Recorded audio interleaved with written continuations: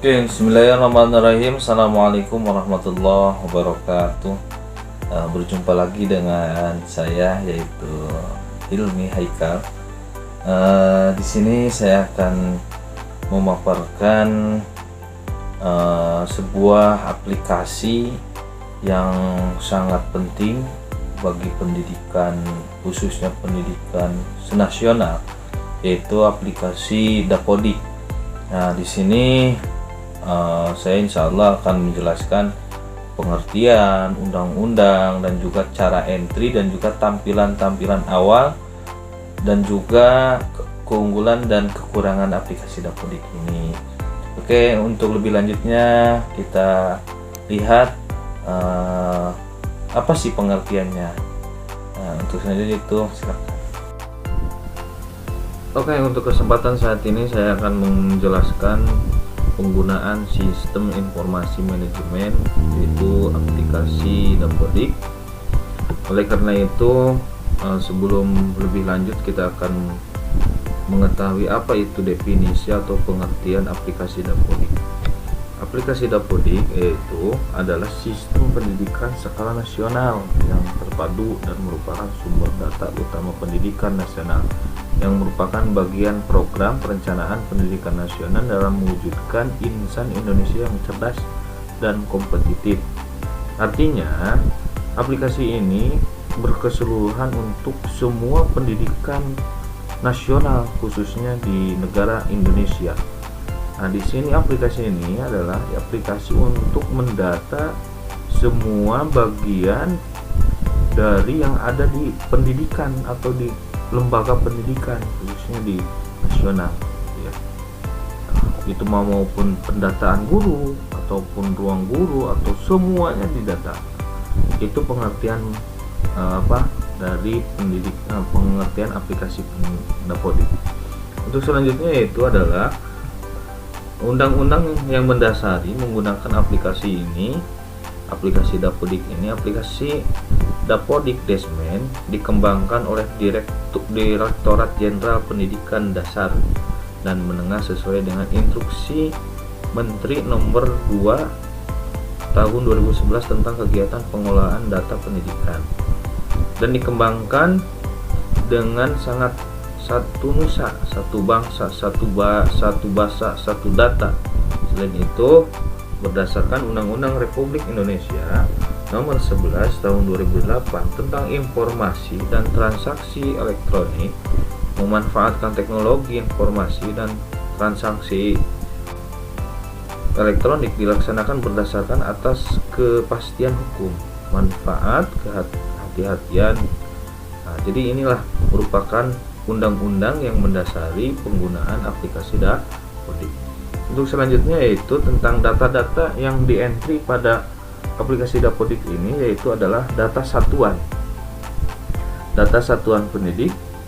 Yang kedua, data pendidik dan tenaga pendidik. Nah, jadi siswa atau peserta didik dimasukkan, diinput ke aplikasi Dapodik, dan juga tenaga pendidik seperti guru dan yang lainnya ini juga diinput di aplikasi Dapodik, peserta didik atau juga substansi pendidik, banyaklah yang harus diinput ke aplikasi Dapodik ini. Untuk selanjutnya yaitu cara entry aplikasi Dapodik ini sangat gampang sebetulnya. Yang pertama yaitu sebelum kita memasuki ke aplikasi itu, yaitu adalah install terlebih dahulu aplikasi pendidikan pada komputer Anda. Setelah itu, setelah sudah diinstal aplikasi diinstal, terus kita registrasi aplikasi Dapodik. Biasanya kalau registrasi ini kita tidak sembarangan untuk bisa meregistrasi masuk ke akun Dapodik ini, tapi kita harus ke dinas pendidikan untuk didaftarkan oleh dinas pendidikan. Dan juga kalau sudah punya akunnya, lalu login menggunakan username atau password yang sudah berhasil diregistrasi oleh lembaga pendidikan. Yang selanjutnya yaitu isi seluruh kelengkapan data aplikasi Dapodik seperti data satuan pendidik, data kurikulum satuan pendidik, pendidik dan tenaga pendidik, peserta didik, data sarana dan prasarana, serta substansi pendidik gitu ya. Kita harus diinput apa? Diinput untuk selanjutnya, yaitu tahap awal aplikasi Dapodik. Ini merupakan tampilan awal aplikasi Dapodik, yaitu sebelum kita masuk ke akun tersebut. Inilah tampilan untuk memasuki akun ataupun username dan password Anda. Yang kedua yaitu menu awal login. Nah, seperti ini. Sebelum kita login, kita masukkan terlebih dahulu username dan juga passwordnya. Itu biasanya kalau sudah terdaftar di Dinas Pendidikan. Yang ketiga yaitu adalah tahap tampilan awal setelah login. Nah, inilah merupakan tampilan awal setelah login. Nah, biasanya kalau setelah login itu ada nama lembaga sekolah. Seperti halnya di sini nih, ada nama lembaga sekolah yaitu SMKS PGRI Cikampek gitu. Dan operatornya adalah Jajang Rahadi. Itulah tampilan awal setelah setelah login.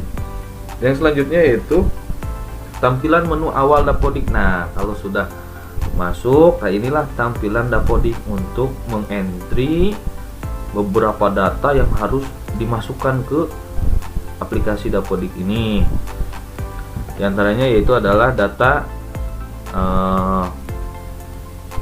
sekolah ataupun data profil sekolah. Seperti yang harus dimasukkan adalah NPNS, terus bentuk pendidikan, statusnya, kecamatannya, alamatnya di mana, kabupatennya di mana, provinsinya di mana, siapa nama kepala sekolahnya, dan siapa nama operatornya, itu harus dimasukkan. Yang selanjutnya itu tampilan menu Sapras. Nah, Sapras kita harus dimasukkan tanah, bangunan, ruang, alat-alat, buku, itu harus dimasukkan data-datanya di sini. Yang selanjutnya itu tampilan menu Sapras ruangan. Seperti halnya Seperti halnya ruangan belajar, ada berapa kelas, ada berapa ruangan belajar, ruang kepala sekolah ada berapa, ruang TU ada berapa, WC, dan itu harus dimasukkan semuanya di aplikasi Dapodik ini. Yang selanjutnya itu tampilan menu Sapras alat. Nah, alat-alat seperti gayung, semuanya harus dimasukkan. Terus tempat air, baknya ada berapa, tempat sampah ada berapa, itu MCK disebutnya. Yang selanjutnya itu adalah tampilan peserta didik. Nah, di sini nih, peserta didik itu harus diinput di aplikasi Dapodik seperti halnya ini, gitu ya. Seperti halnya ini nih, nama harus dimasukkan peserta didik, ini NISN-nya, NIK-nya, nomor kakaknya, terus kelasnya kelas berapa, terus jurusannya apa, tanggal masuknya tanggal berapa, nomor induknya harus dimasukkan semuanya di sini. Nah, jadi ini berpengaruh gitu ya untuk cairnya dana BOS gitu. Yang selanjutnya itu tampilan menu Rumble. Rumble-nya ada berapa? Rumble itu ruangan ya. Kelas 10 ada berapa kelas, kelas 11 ada berapa kelas, kelas 12 ada berapa kelas, harus dimasukkan. Dan wali kelasnya kita harus masukkan. Nah, terus kita bisa mengetahui bagian dari kalau sudah diinput, bisa dilihat validasi lokasi, atau kita udah validasi enggak gitu ya, validasi itu udah lengkap atau tidak. Nah, bisa dilihat di sini. Sekolah Sapras GTK, rombongan belajar, jadwal pembelajaran, nilai, itu harus dilihat di sini ada. Artinya kalau validasi gitu ya, kalau validasi itu, invalidasi itu berarti kosong gitu, sudah dikerjakan semuanya. Nah, terus Kalau seumpamanya mau perubahan data guru, ini ada perubahan data guru, ada khusus data yang itu dirubah di aplikasi ini. Nah, kita akan lebih menjelaskan kelebihan aplikasi Dapodik ini. Apa sih kelebihannya aplikasi Dapodik ini? Nah, yang pertama, kelebihannya itu tampilannya dapat diubah-ubah. Itu tampilannya dapat diubah-ubah. Kita bisa melihat tampilannya banyak. Itu harus dimasukkan, semuanya harus dimasukkan. Yang kedua yaitu kelebihannya aplikasinya mudah dimengerti dibandingkan sebelumnya. Sebelumnya emang agak rumit gitu ya. Tapi sekarang mah kalau semua ada perubahan, biasanya suka ada bimbingan BIMTEK gitu ya oleh langsung dari Dinas Pendidikan.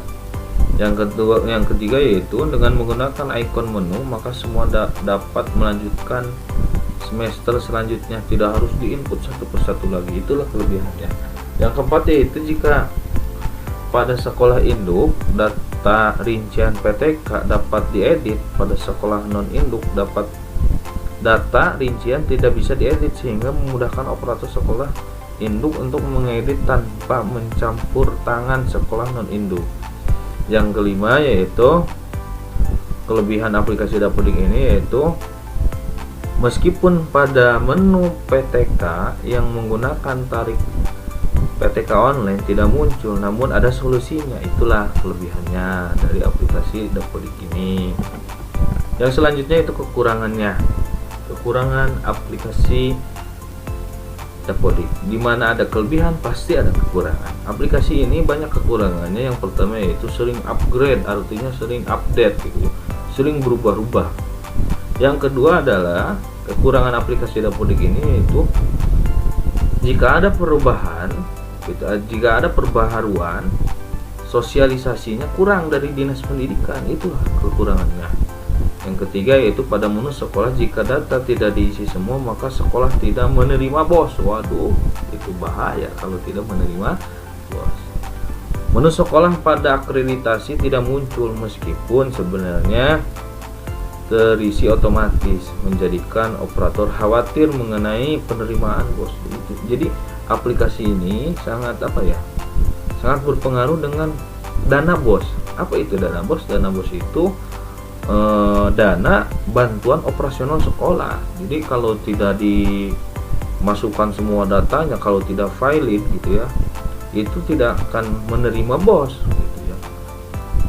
Yang kelima, awal install aplikasi harus memulainya dari awal, dari data sekolah, peserta didik. Wah, itu harus semuanya dimasukkan. Itu kekurangannya. Yang selanjutnya yaitu sistem kunci jam menjadi kendala PTK, mendapatkan jumlah jam yang sesuai dengan ketentuan yang berlaku. Yang kelima, selanjutnya yang ketujuh yaitu PTK mutasi yang mengisinya menggunakan cara trik PTK online. Saat dilakukan ikon menu undah Excel, lalu muncul download dan PTK yang menggunakan cara trik PTK online tidak masuk ke dalam hasil undah Excel tersebut. Itulah kekurangan aplikasi Dapodik ini. Itu saja, mudah-mudahan dengan adanya aplikasi ini semua lembaga bisa memudahkan, nggak harus secara manual tapi kita harus diinput semuanya supaya terima kasih. Sekian dari saya. Assalamualaikum warahmatullahi wabarakatuh.